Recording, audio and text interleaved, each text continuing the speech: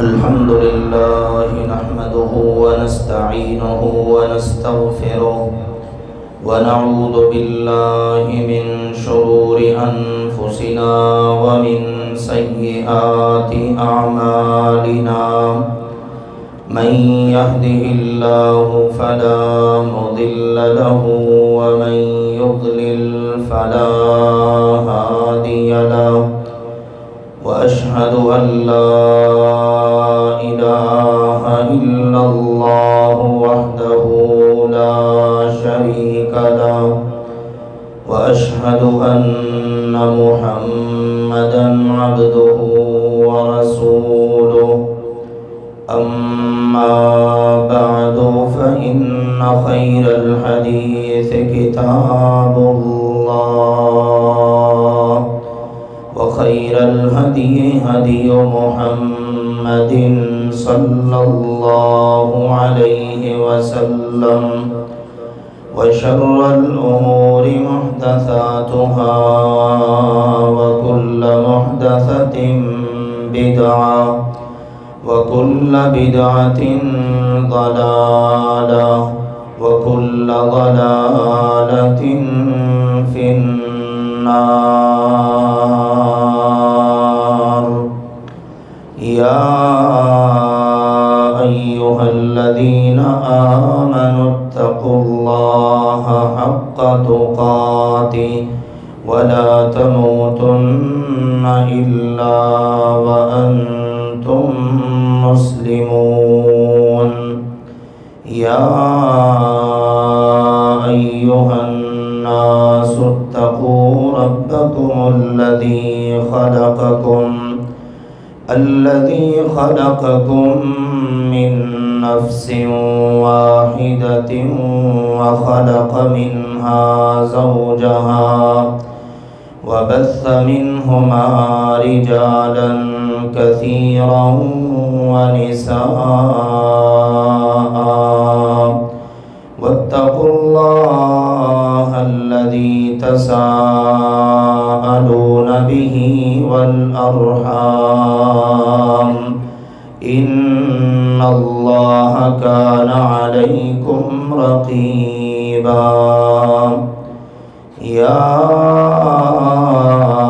أيها الذين آمنوا اتقوا الله وقولوا قولا سديدا يصلح لكم أعمالكم ويغفر لكم ذنوبكم ومن يطع الله ورسوله فقد فاز فوزا عظيما.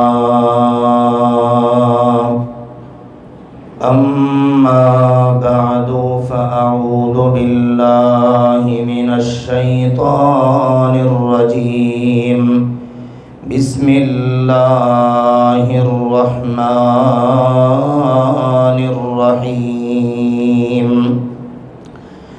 ولقد خلقنا السماوات والأرض وما بينهما في 6 أيام وما مسنا من لغوب فاصبر على ما يقولون وسبح بحمد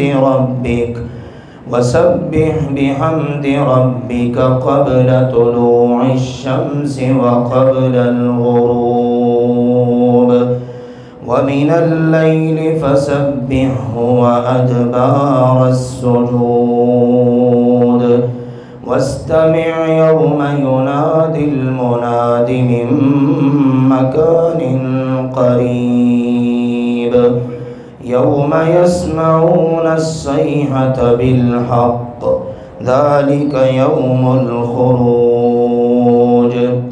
إنا نحن نحيي ونميت وإلينا المصير. يوم تشقق الأرض عنهم سراعا ذلك حشر علينا يسير. نحن أعلم بما يقولون وما أنت عليهم بجبار فذكر بالقرآن من يخاف وعيد.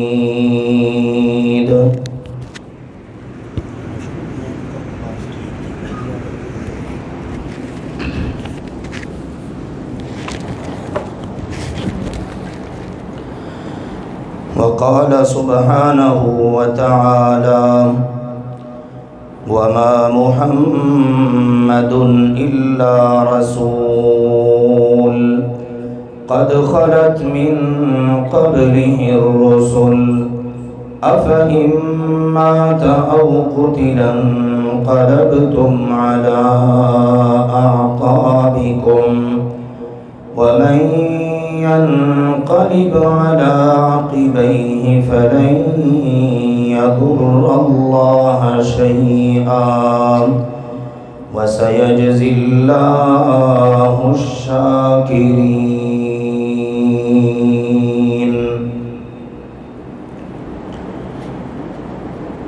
اللہ سبحانہ و تعالی نے ارشاد فرمایا وما محمد إلا رسول، اور نہیں ہے محمد صلی اللہ علیہ وسلم مگر اللہ کے عظیم المرتبت رسول. قد خلت من قبله الرسل، یقیناً آپ سے پہلے بھی بہت سارے رسول گزر چکے ہیں. أَفَإِن مَّاتَ أَوْ قُتِلَ انقلبتم عَلَىٰ أَعْقَابِكُمْ، کیا پس اگر وہ فوت ہو جائیں یا انہیں شہید کر دیا جائے تو تم اپنی ایڑیوں کے بل پھر جاؤ گے. وَمَن يَنقَلِبْ عَلَىٰ عَقِبَيْهِ فَلَن يَضُرَّ اللَّهَ شَيْئًا، اور جو بھی اپنی ایڑیوں کے بل پھرے گا وہ اللہ کا ہرگز کچھ نقصان نہ کر سکے گا. وَسَيَجْزِي اللَّهُ الشَّاكِرِينَ،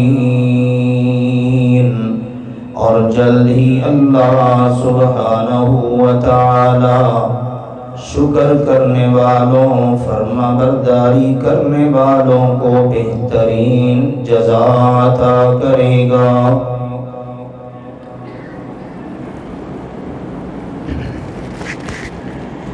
ایکو کم کرو.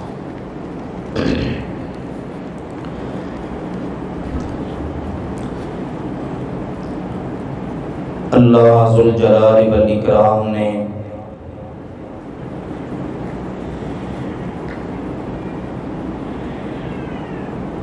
اپنے اصول، ضابطے اور فیصلے کر رکھے ہیں. اللہ کے اصولوں، ضابطوں اور فیصلوں میں کوئی تبدیلی واقع نہیں ہوتی. قرآن بتاتا ہے لا تبدیل لکلمات اللہ، اللہ کے فیصلے بدلہ نہیں کرتے. اللہ کے محکم فیصلوں میں سے ایک فیصلہ یہ بھی ہے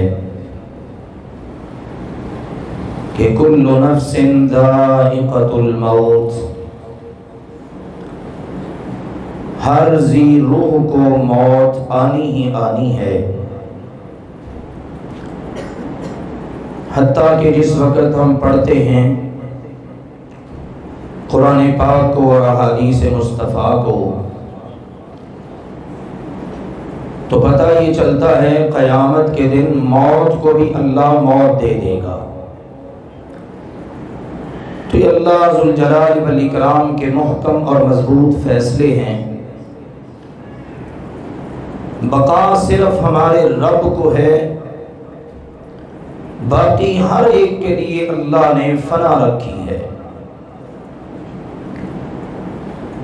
قرآن پاک میں کتنی آیات ہیں جو اس بات کو واضح طور پر بیان کرتی ہیں، اور بعض آیات مبارکہ اس قدر مشہور و معروف ہیں کہ ہر مسلمان کو ان کا پتہ ہے۔ اللہ نے فرمایا کل نفس ذائقۃ الموت، ہر ذی روح کو موت آنی ہی آنی ہے۔ سورۃ الرحمن میں اللہ کا کتنا واضح فرمان ہے اور کتنے زبردست پیرائے میں اللہ نے ذکر کیا۔ کل من علیہا فان وَيَبْقَى وَجْهُ رَبِّكَ ذُو الْجَلَالِ وَالْإِكْرَامِ، جو کوئی بھی ہے ہر ایک فانی ہے، باقی صرف اور صرف تیرے رب جو عزتوں جلال عظمتوں والا ہے اس کی ذات ہی باقی ہے۔ رسول اللہ صلی اللہ علیہ وآلہ وسلم مختلف اوقات میں دعائیں پڑھتے،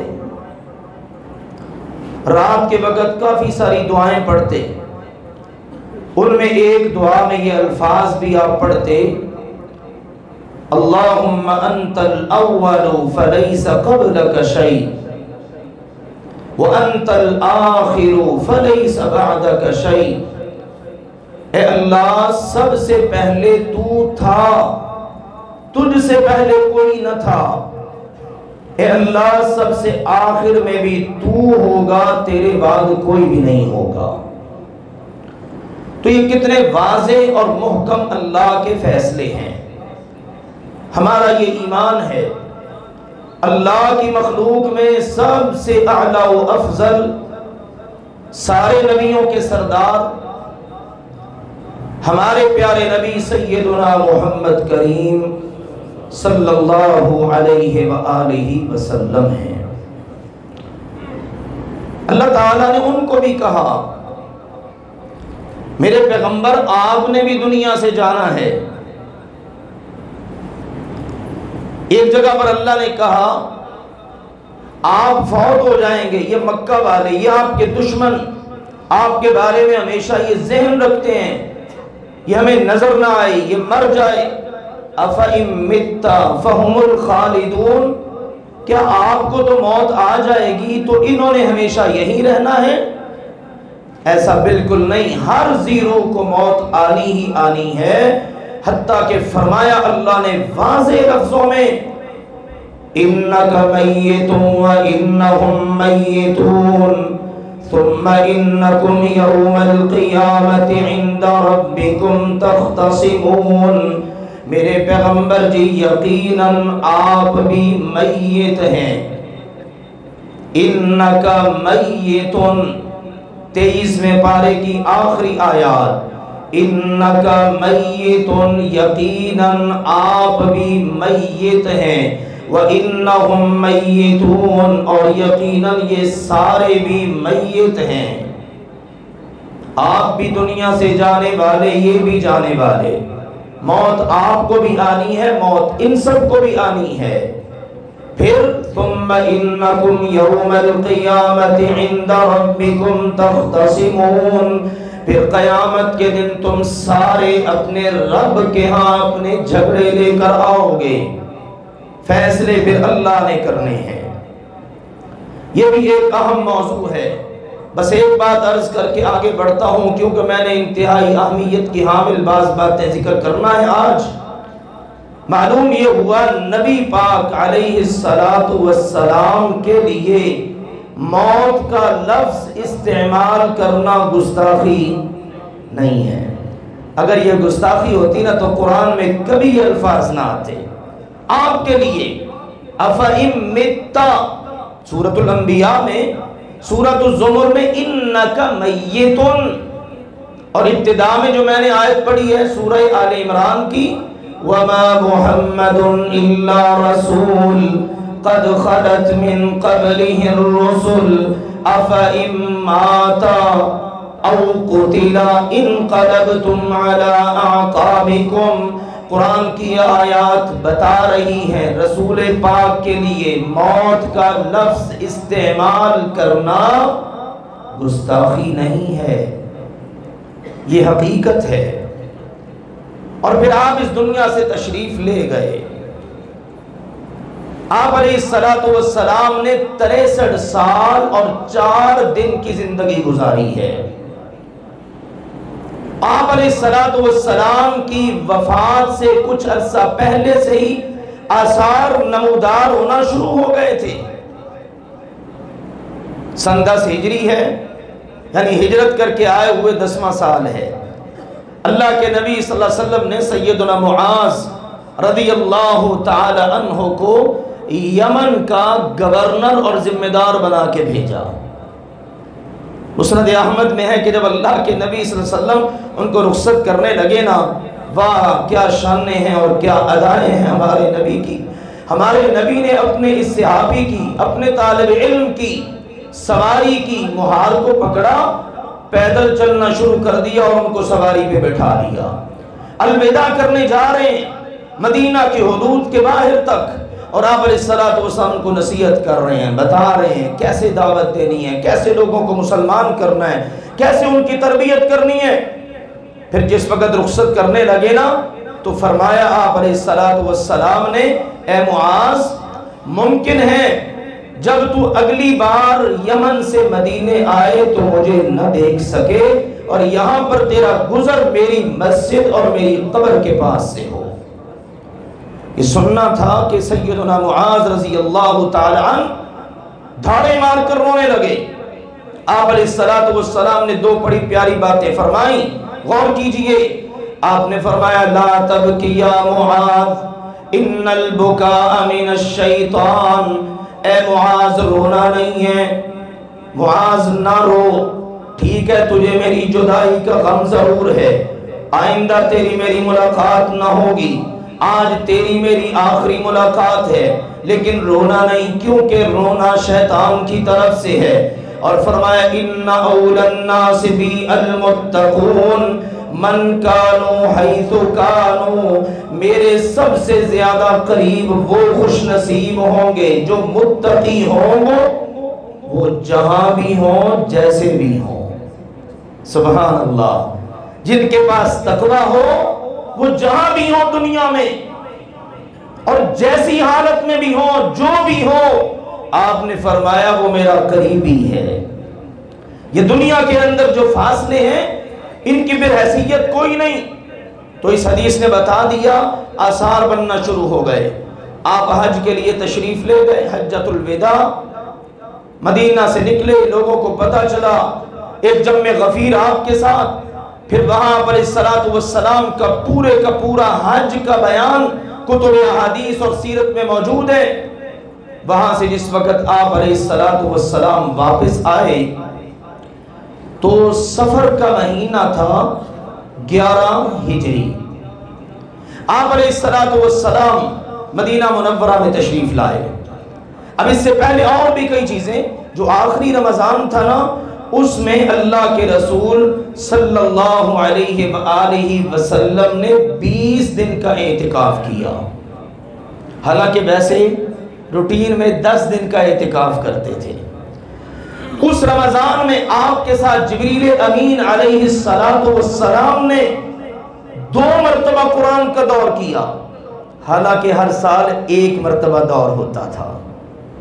پھر اس کے علاوہ اور بھی کئی ایک چیزیں، آپ علیہ السلام حج کے دوران اپنے صحابہ کو کہتے رہے، خذوا عنی مناسککم، خذوا عنی مناسککم، مجھ سے اپنے حج کے طریقے سیکھ لو، ممکن ہے انی لا القاکم بعد عامی ھذا، آئندہ اس سال کے بعد میری تمہاری اس میدان میں کبھی ملاقات نہ ہو، لہذا مجھ سے سیکھ لو اپنے حج کے طریقے، یہ میرا آخری الوداعی، یہ میرا حج ہے۔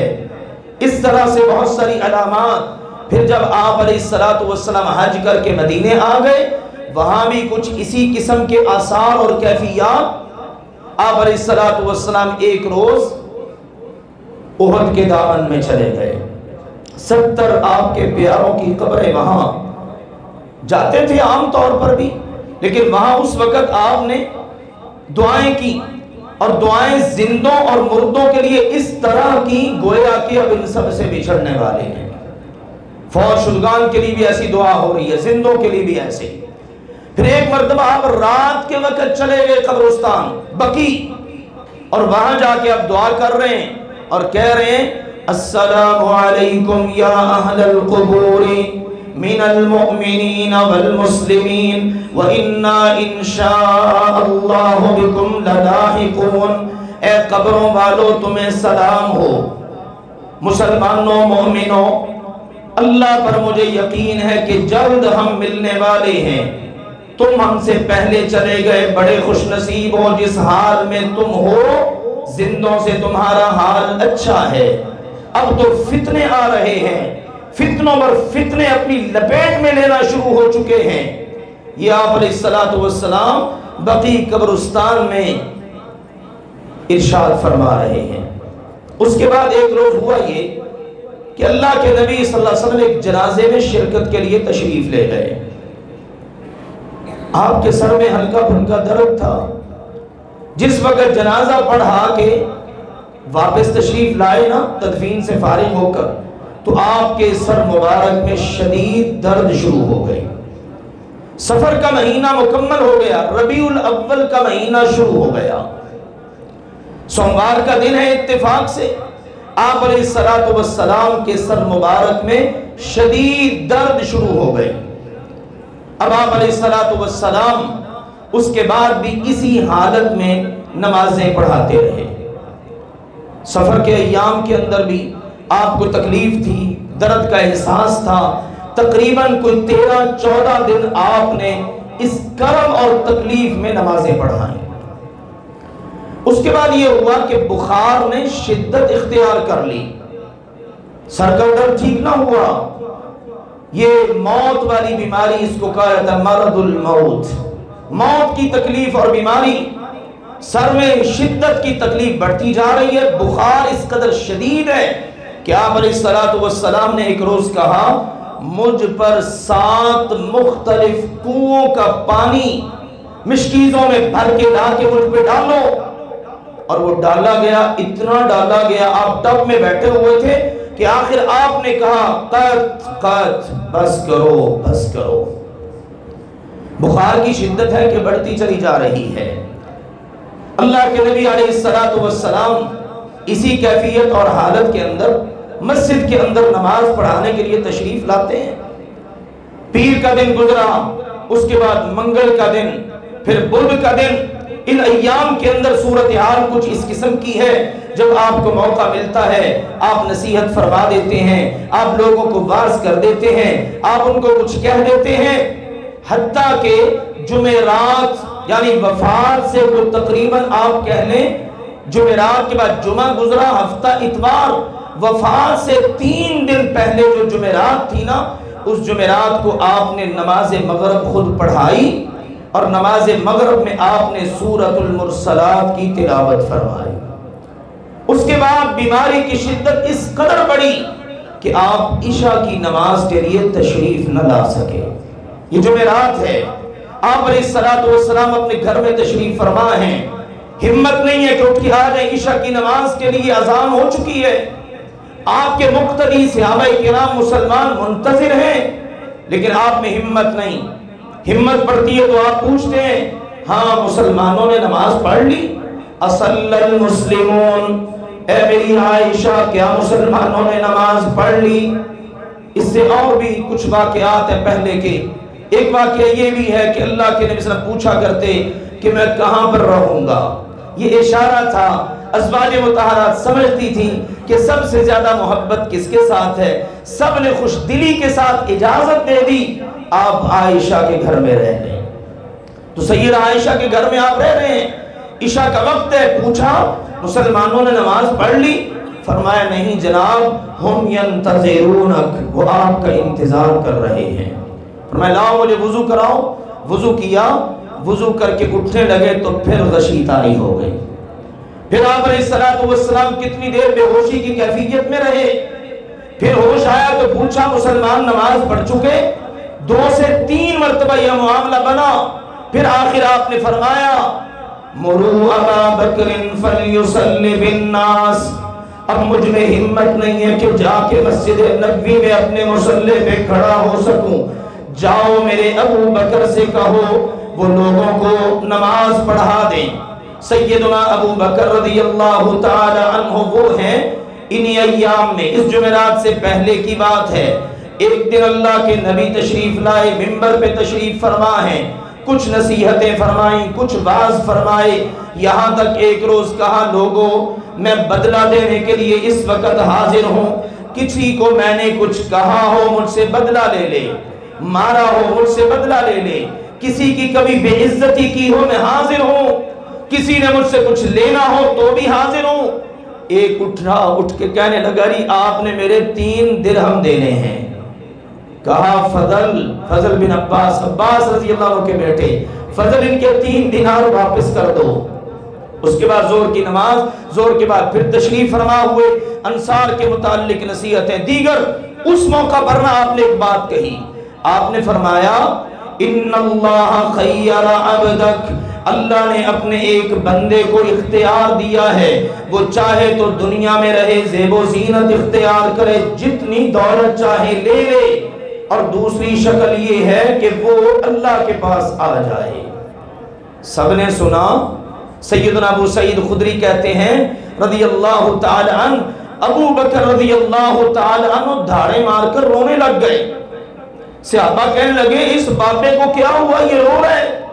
کہتے ہیں پھر بعد میں پتا چلا وہ جو بندہ تھا نا اللہ کا جس کو اللہ نے اختیار دیا وہ محمد الرسول اللہ صلی اللہ علیہ وسلم تھے. ابو بکر کو فوراً پتا چل گیا، باقی کسی کو پتا نہیں چلا. کہتے ہیں ہم سب میں سب سے زیادہ علم والا ابو بکر تھا. اسی کے متعلق کہا تھا لوگوں میں نے ہر ایک کے احسان کا بدلہ دے دیا ہے، لیکن میرا ابو بکر وہ ہے جس کے احسان کا بدلہ میں نے نہیں دیا. ابو بکر نے اپنا گھر بار مجھ پہ قربان کیا، اپنی بیٹی تک میرے نکاح میں دے دی، اور ابو بکر میرے ساتھ اول سے آخر تک جڑا رہا. اب اسی ابو بکر کو کہہ رہے ہیں مروا ابا بکر فلیصلی بالناس، جاؤ ابو بکر کو میری طرف سے حکم سناؤ وہ لوگوں کو نماز پڑھا دیں. آگے بھی ان کی رخت جگر ہیں سیدہ عائشہ رضی اللہ عنہا، کہتے ہیں کہ اللہ کے نبی آپ کو بتائے وہ کتنے رقیق القلب ہیں، کتنے نرم دل ہیں. آپ کے مصلی پہ کیسے کھڑے ہوں گے؟ آپ کسی اور کو کہہ دیں. آپ علیہ السلام نے تکرار سے کہا بس ابو بکر سے کہو جماعت کرائے. لیجئے ابو بکر رضی اللہ نماز پڑھائی، اور اللہ کے نبی کی حیات طیبہ میں ابو بکر رضی اللہ عنہ نے 17 نمازیں پڑھائیں. کتنی نمازیں؟ 1 نہیں 2 نہیں. جمعرات کی عشاء کی نماز جو جمعے کی بنتی، پھر جمعہ پورا دن، ہفتہ اتوار اور سوموار کی فجر. لیجیے اللہ کے نبی علیہ السلام ہفتے اور اتوار کو آپ علیہ السلام کو پھر کچھ ہمت ہوئی تو آپ سیدنا عباس اور سیدنا علی رضی اللہ عنہما کے کندھوں پر اپنے بازو یوں رکھ کے نا اپنے پاؤں گھسٹتے ہوئے آپ تشریف لے آئے. اس موقع پر بھی یہ ہوا. ابو بکر رضی اللہ عنہ پیچھے ہٹنے لگے، آپ نے اشارے سے کہہ دیا کہ نہیں اپنی جگہ کھڑے رہو. اللہ کے نبی علیہ السلام ان کے بائیں جانب آ کے بیٹھ گئے. اب اللہ کے نبی نماز پڑھ رہے ہیں، ابو بکر رضی اللہ عنہ آپ کو فالو کر رہے ہیں اور مکبر بن کر سارے مقتدیوں کو نماز پڑھا رہے ہیں. جمعرات گزری، جمعہ گزرا، ہفتہ گزرا، اتوار گزرا، متعدد واقعات پیش آئے. آپ علیہ السلام کی بیماری کے حوالے سے آپ علیہ السلام بیماری کے عالم میں ہی اپنا وقت گزار رہے ہیں. گھر میں تشریف فرمائے، مسجد میں آنے تک کی ہمت نہیں. سوموار کی صبح فجر کے وقت جماعت کھڑی ہے، سارے صحابہ نماز پڑھ رہے ہیں. ہمارے پیارے نبی سیدنا محمد کریم جو صرف رب کے ہی محبوب نہیں، رب کی ساری مخلوق کے بھی محبوب ہیں، ہمارے پیارے نبی نے حجرہ عائشہ اس کے پردے کو یوں تھوڑا سا ہٹایا اور اپنے صحابہ کرام جو امام ابو بکر کی اقتدا میں نماز پڑھ رہے ہیں ان کی طرف دیکھا۔ سیدنا انس کہتے ہیں سارے مقتدی سارے نمازی آزمائش میں پڑ گئے، دل چاہ رہا تھا جس نبی کے پیچھے نماز پڑھے ہوئے 3 دن ہو گئے ہیں نماز چھوڑ دیں اور نبی کو دیکھنا شروع کر دیں۔ ادھر ہماری یہ کیفیت اور ادھر ہمارا نبی ہمیں دیکھ رہا ہے۔ ہمارے نبی نے اپنے پردے کو آگے کر دیا اور نماز پڑھتا ہوا ہمیں چھوڑ دیا۔ اس کے بعد یہ ہوا کہ اللہ کے نبی علیہ السلام کا یہ آخری دن مبارک تھا، چاشت کا وقت ہوا نا، یعنی فجر کی نماز ہو گئی، اس کے بعد اشراق، پھر چاشت کا وقت ہوا، دن چڑھا، تو آپ علیہ السلام نے اپنی لخت جگر سیدہ فاطمہ رضی اللہ عنہا کو بلایا، اور بلا کے جب آپ علیہ السلام نے اپنی لخت جگر کو اپنے پاس بٹھایا نا تو انہوں نے اس وقت ایک بات کہی، ابا جان کی تکلیف اور انتہا کا بخار، ٹوٹ ہی نہیں رہا بخار، فرمانے لگی وا کرب ابا، ہائے میرے ابا جان کی بیماری اور کرب۔ ہمارے نبی نے فرمایا لیس بعد اليوم کرب ابیک، میری لخت جگر آج کے بعد تیرے ابا کی کوئی تکلیف باقی نہ رہے گی، بس آج کی تکلیفیں آخری تکلیفیں ہیں۔ پھر اس کے بعد نبی اکرم صلی اللہ علیہ وسلم نے ان کو کہا بیٹا کان تو قریب کرو، کان منہ کے قریب کیا، آپ لیٹے ہوئے ہیں۔ جس وقت انہوں نے کان ہٹایا تو رو پڑی۔ اس کے بعد آپ نے کہا دوبارہ اشارہ فرمایا، کان منہ کے قریب کیا، پھر آپ نے بات کی تو ہنس پڑی۔ سیدہ عائشہ رضی اللہ عنہا فرماتی ہیں میں نے بعد میں پوچھا کہ بیٹا کیا کہا تھا آپ کے ابا نے؟ تو فرماتی ہیں پہلے ابا نے کہا آج میرا آخری دن ہے، میری لخت جگر آج تیری میری جدائی پڑنے والی ہے، مجھ سے برداشت نہ ہوا، رو پڑی۔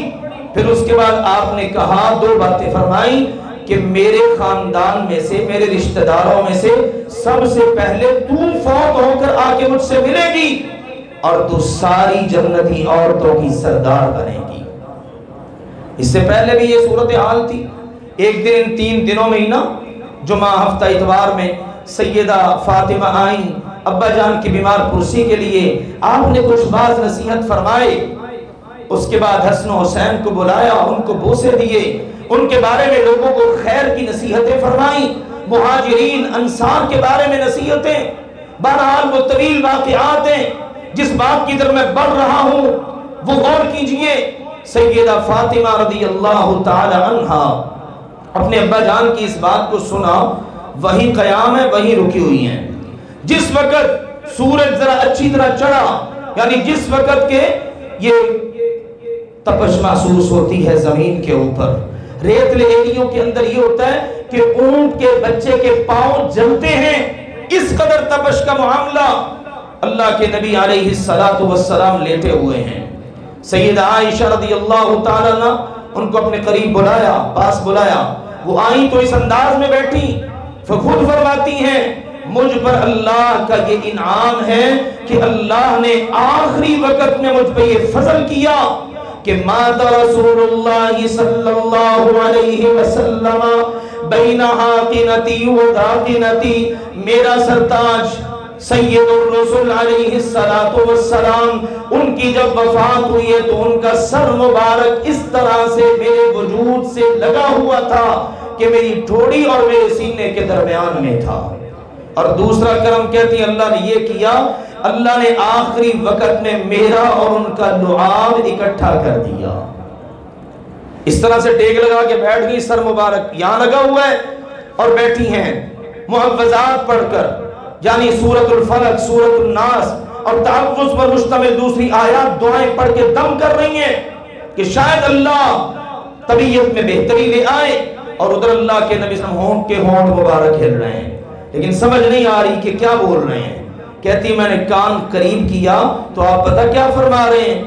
آپ فرماتے ہیں لا الہ الا اللہ ان للموت لسکرات، اللہ کے علاوہ کوئی سچا معبود نہیں ہے، لوگوں یقین جانو موت کی سختیاں بڑی تکلیف دہ ہیں۔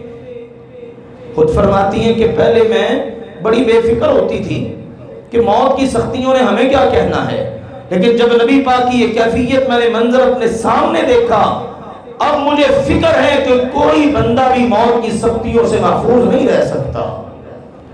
پھر آپ کے ہونٹ مبارک ہل رہے ہیں۔ کہتی میں نے جب کان قریب کیا تو مزید سنا، فرما رہے مع النبیین والصدیقین والشہداء والصالحین اللہم اغفر لی وارحمنی اللہم بالرفیق الاعلی اللہم بالرفیق الاعلی اللہم بالرفیق الاعلی۔ فرمانے لگی اللہ کے نبی فرما رہے تھے اللہ نبیوں کا ساتھ نصیب فرما جن پر تیرا انعام ہے، صدیقوں کا، شہداء کا، صالحین کا۔ اے اللہ مجھ محمد کو معاف کر دے، اے اللہ مجھ پر اپنی رحمت نازل فرما۔ اللہ بلند و بالا رفیق کی رفاقت چاہتا ہوں۔ آخری جملہ 3 مرتبہ فرمایا اور اتنے میں آپ کی روح مبارک جسد اطہر سے پرواز کر گئی۔ اور اس دوران سیدہ فاطمہ رضی اللہ عنہا کی زبان مبارک سے جملے نکلے اور کہنے لگی یا ابتاہ اجاب ربا دعاہ، اے میرے پیارے ابا جان، رب نے آپ کو بلایا، آپ رب کے بلانے پر ہمیں چھوڑ کے رب کے پاس چلے گئے۔ اے ابا جان آپ نے دنیا کو چھوڑ دیا، اب یا ابتاہ الى جبریل ننعاہ، ابا جان اگلی بار جب جبریل امین آئیں گے کو وحی لے کر تو آپ تو ان کو نظر ہی نہیں آئیں گے، اب ہمارے دکھ سکھ تو جبریل کے ساتھ ہی ہوں گے۔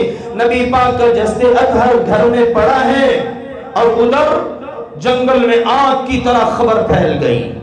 مقام سنگ پر سیدنا ابو بکر گئے ہوئے ہیں، صبح مل کے گئے، نماز پڑھا کے گئے، ان کا مقام تھا وہاں پر، وہاں سے گھوڑے پر سوار ہوئے، اطلاع ملی، فوراً مسجد نبوی میں کسی سے بات نہ کی، سیدھے گئے، دیکھا تو یمنی دھاری دار چادر کے نیچے ہمارے پیارے نبی کا جسد اطہر پڑا ہوا ہے۔ ابو بکر آگے بڑھے، آپ علیہ السلام کے چہرہ انور سے چادر کو ہٹایا اور بلک بلک کر رونے لگے، اور اس کے بعد آپ کے چہرہ انور پہ بوسہ دیا اور کہا رب تعالیٰ نے جو قانون بتایا وہ آپ پر بھی لاگو ہوا، اللہ آپ کو کبھی 2 موتیں نہیں دے گا۔ بوجھل قدموں کے ساتھ مسجد میں آئے، منظر بدلا ہوا ہے، عمر رضی اللہ عنہ کے ہاتھ میں تلوار ہے، کہتے ہیں منافقوں اپنی زبانیں بند رکھو، کسی نے اگر کہا کہ محمد صلی اللہ علیہ وسلم وفات پا گئے تو میں گردن تن سے جدا کر دوں گا۔ وفات نہیں پائی، اپنے رب سے ملاقات کے لیے گئے ہیں، جیسا کہ موسیٰ علیہ السلام گئے تھے، پھر آ گئے تھے 40 راتوں کے بعد، ہمارے نبی نے بھی آ جانا ہے۔ ابو بکر رضی اللہ عنہ آگے بڑھے، اب منبر رسول پہ ابو بکر بیٹھے ہیں اور کہتے ہیں لوگوں سنو، الا خبردار، غور کرو، ادھر میری طرف آؤ۔ ادھر ابو بکر کی زبان سے الفاظ نکلے، لوگ ان کے ارد گرد جمع۔ عمر رضی اللہ عنہ کو چھوڑ دیا اور فرما رہے ابو بکر من کان یعبد محمدا فإن محمدا قد مات ومن کان یعبد اللہ فإن اللہ حی لا یموت۔ جو محمد صلی اللہ علیہ وسلم کی عبادت کرتا تھا سن لے، میں ابو بکر بتا رہا ہوں یقیناً محمد صلی اللہ علیہ وسلم وفات پا چکے ہیں، اور جو اللہ کی عبادت کرتا ہے وہ یقین جانے اللہ زندہ ہے، اس کو کبھی موت نہیں آئے گی۔ اور واہ ابو بکر تیری عظمت کے کیا کہنے، صرف اپنا کلام ہی نہیں، رب کے قرآن کی آیت پڑھی وَمَا مُحَمَّدٌ إِلَّا رَسُولٌ قَدْ خَلَتْ مِن قَبْلِهِ الرُّسُلُ أَفَإِن مَّاتَ أَوْ قُتِلَ انقلبتم عَلَىٰ أَعْقَابِكُمْ وَمَن يَنقَلِبْ عَلَىٰ عَقِبَيْهِ فَلَن يَضُرَّ اللَّهَ شَيْئًا وَسَيَجْزِي اللَّهُ الشَّاكِرِينَ۔ محمد کیا ہیں؟ اللہ کے عظیم المرتبت رسول، اگر یہ فوت ہو جائیں یا شہید کر دیے جائیں تم اپنی ایڑیوں کے بل پھر جاؤ گے؟ جو پھرے گا وہ اللہ کا کیا بگاڑے گا، اپنا نقصان کرے گا۔ اللہ تو شکر گزاروں کو بہت نوازنے والا ہے۔ سیدنا عبداللہ بن عباس اور دیگر صحابہ کہتے ہیں ابو بکر رضی اللہ عنہ کی زبان سے جب یہ سنا نا، ہمیں یوں لگا جیسے یہ آیت ابھی اتری ہے۔ اب جس کو دیکھو وہ جناب یہی آیت پڑھ رہا ہے، جس کو دیکھو وہی آیت پڑھ رہا ہے۔ ادھر سقیفہ بنو ساعدہ میں ہوتے ہیں معاملات مسائل، مسئلہ بن گیا اب کون ہمارا ذمہ دار ہوگا، کون سربراہ ہوگا. پیر کا دن ہے، باقی کا وقت رات تک یوں ہی گزرا، آپس میں تنازع، آخر کار سیدنا ابو بکر رضی اللہ تعالی عنہ ان کے ہاتھ پر لوگوں نے بیعت کر لی. رات کے وقت گھر والوں نے دروازے کو بند کر دیا باہر سے. منگل کا دن، اس کے بعد پھر بدھ کا دن. بدھ کی جب رات ہوئی نا تو اب ضرورت پیش آئی کیا کیا جائے. نبی اکرم صلی اللہ علیہ وسلم کے جسد اطہر کی تدفین کا معاملہ، تجہیز اور تکفین کا کیا معاملہ ہے. غسل بھی تو دینا ہے، یہ معاملات بھی تو حل کرنے ہیں. اب مسئلہ یہ پیش آیا آپ کی تدفین کہاں ہو. ابو بکر رضی اللہ عنہ بولے مسلمانوں میں نے اپنے نبی سے سن رکھا ہے جو نبی جہاں فوت ہوتا ہے نا اس کی تدفین بھی وہیں پر ہوتی ہے. سیدنا ابو طلحہ رضی اللہ تعالی عنہ جب یہ بات سنی، آپ علیہ السلام کی چارپائی مبارک کو سائڈ پہ کیا اور انہوں نے پھر قبر کی کھدائی کی اور لحد بنائی. اس کے بعد جنازے کی کیفیت یہ تھی 10 افراد آتے، پہلے بنو ہاشم کے لوگ، آپ کے خاندان کے لوگ، پھر مہاجرین، پھر انصار، پھر اس کے بعد مرد، پھر خواتین، پھر بچے، سب نے باری باری 10 کی شکل میں آ کے خود ہی جنازہ پڑھا. امام کوئی نہ تھا.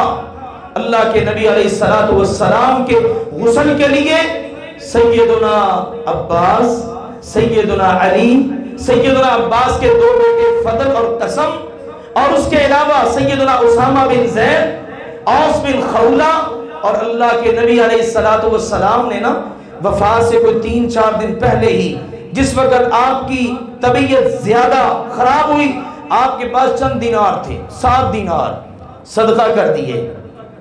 جتنے غلام تھے نا سارے آزاد کر دیے. ان غلاموں میں ایک تھے شقران، ان کے بھی نصیب میں یہ بات آئی کہ اللہ کے نبی کے غسل کی جو ٹیم تھی نا ان میں یہ بھی شامل تھے. تو سیدنا عباس، ان کے 2 بیٹے سیدنا علی، سیدنا اسامہ بن زید، یہ 7 افراد انہوں نے اللہ کے نبی علیہ السلام کو غسل دیا. پانی بہانے والے سیدنا علی تھے. کپڑے پہنے ہوئے اللہ کے نبی علیہ السلام کے اتارے نہیں گئے، انہی کپڑوں میں آپ علیہ السلام کو غسل دیا گیا. سیدنا عباس اور ان کے 2 بیٹے جو تھے نا انہوں نے اللہ کے نبی علیہ السلام کی کروٹیں بدلنے کی ذمہ داری لے لی.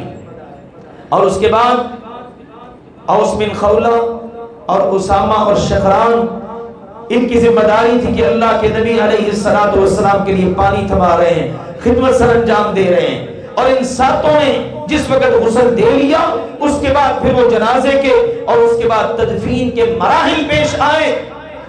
صحابہ کرام رضوان اللہ علیہم اجمعین نے اللہ کے نبی علیہ السلام کو مٹی میں جس طرح اتارا ہے وہی بہتر جانتے ہیں. سیدنا انس رضی اللہ عنہ کی بات فرماتے ہیں جس دن اللہ کے نبی علیہ السلام ہجرت کر کے مدینے میں آئے تھے اس جیسا منور اور روشن دن مدینے کی تاریخ میں کبھی نہ آیا. اور جس دن ہم نے اپنے ہاتھوں سے اپنے نبی کو قبر میں اتارا ہے اس سے زیادہ ہمارے اوپر تاریخ اور غم والا دن کبھی نہ آیا. یہ تو یہ ہیں لخت جگر جن کی باتیں ہم کر رہے ہیں. 2 باتیں پہلے کی ہیں، کرب کی بات، پھر رونے کی بات. جس وقت دفن کر کے انس وغیرہ آئے نا گھر، انس خادم رسول تھے، تو سیدہ فاطمہ نے کہا یا انس اتابت انفسکم ان تحسو علی رسول اللہ التراب. اے انس تمہارے ہاتھوں نے کیسے گوارا کر لیا کہ تم اللہ کے رسول کے اوپر مٹی ڈال دو. انس کے پاس اس کا کوئی جواب نہیں کیونکہ بعض کیفیتیں وہ ہیں جو اپنے منہ سے بیان نہیں کی جا سکتی. یہ 12 ربیع الاول سن 11 ہجری اور سوموار کا دن، چاشت کے بعد کا وقت، 63 سال 4 دن کی زندگی پا کر ہمارے پیارے نبی اس دنیا سے تشریف لے گئے. یہ مختصراً ان واقعات کو بیان کرنے کا مقصد یہ ہے آج اسی نبی کے ساتھ محبت و عشق کا دعویٰ کرنے والا مسلمان بھول چکا ہے بیچارہ. جس دن مدینہ میں صفحہ ماتم بچھی ہوئی تھی یہ ہر سال اس دن خوشیاں مناتا ہے، بھنگڑے ڈالتا ہے، رقص کرتا ہے، ناچتا ہے، جلوس نکالتا ہے، آمد مصطفیٰ کے نعرے لگاتا ہے۔ اور اب تو انتہا ہوئی، آپ ہی کے پاکستان کے ایک شہر میں جنت سے حور آئی ہے میلاد نبی منانے کے لیے۔ دیکھی ہوگی آپ نے ویڈیو، ایک لڑکی کو بڑا سنبھال کے بٹھایا ہوا ہے اور لوگ دھڑا دھڑ اس کی زیارت کے لیے کہتے ہیں جنت سے حور آئی ہے نبی پاک کا میلاد منانے کے لیے۔ انا للہ و انا الیہ راجعون۔ کبھی تم نے غور کیا ہوتا یہی مدینہ تھا، اگر نبی پاک کے دنیا میں آنے کی ولادت کی خوشی ہوتی تو بلال رضی اللہ تعالی عنہ آپ کی وفات کے بعد مسجد نبوی کی اذان کبھی نہ چھوڑتے۔ اگر آمد مصطفیٰ کی خوشی 1400 ساڑھے 1400 سال کے بعد آج کے مسلمان کو ہو رہی ہے تو کیا مدینہ کے مسلمانوں کو یہ خوشی منانی نہ آتی تھی؟ سیدہ فاطمہ رضی اللہ تعالی عنہ، ان کے یہ جملے میں نے زیادہ تر واقعات صحیح بخاری سے ذکر کیے ہیں، وقت اجازت نہیں دیتا ہوتا جمعے کا کہ ہم سارا کچھ بیان کر سکیں، کاش ان الفاظ کی گہرائی میں اتر کے دیکھ سکو تو دیکھو۔ سیدہ فاطمہ وہ ہیں جو اپنے ابا کی وفات کے بعد صرف 6 ماہ زندہ رہی، اور اٹھائیے ان کی سیرت، اس 6 ماہ کے دورانیے میں کبھی انہیں کسی نے مسکراتے نہ دیکھا، وہ تو غموں کے پہاڑ لیے ہوئے، اور آج لوگ خوشیاں منا رہے ہیں، غیر شرعی کام، رقص ڈال کے، بھنگڑے ڈال کر، یہ سارا کچھ، اور یہ نعرے لگانا معاذ اللہ سوائے ابلیس کے جہاں میں سبھی خوشیاں منا رہے ہیں۔ کبھی سوچا کہ اس جملے کی غلاظت اور اس کی گندگی اور اس کے چھینٹے کہاں تک پڑتے ہیں؟ ابو بکر نے تو نہ منایا، عمر نے تو نہ منایا، عثمان و علی نے تو نہ منایا، امیر معاویہ نے تو یہ دن نہ منایا، رضوان اللہ علیہم اجمعین۔ حجۃ الوداع کے موقع پر 1,44,000 صحابہ کرام تھے، کسی نے نہ منایا۔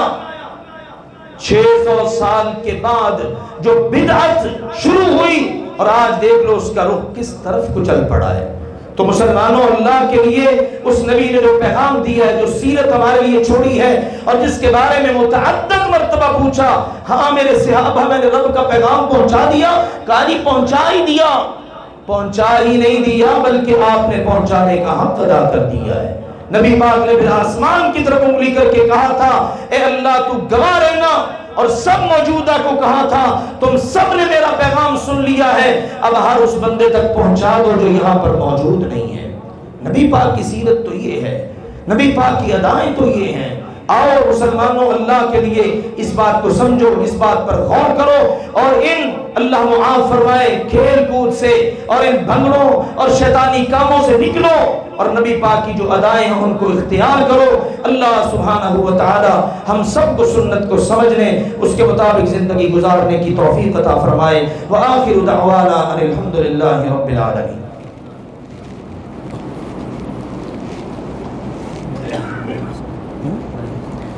ادھر رکھ دو، بعد میں کرتے ہیں۔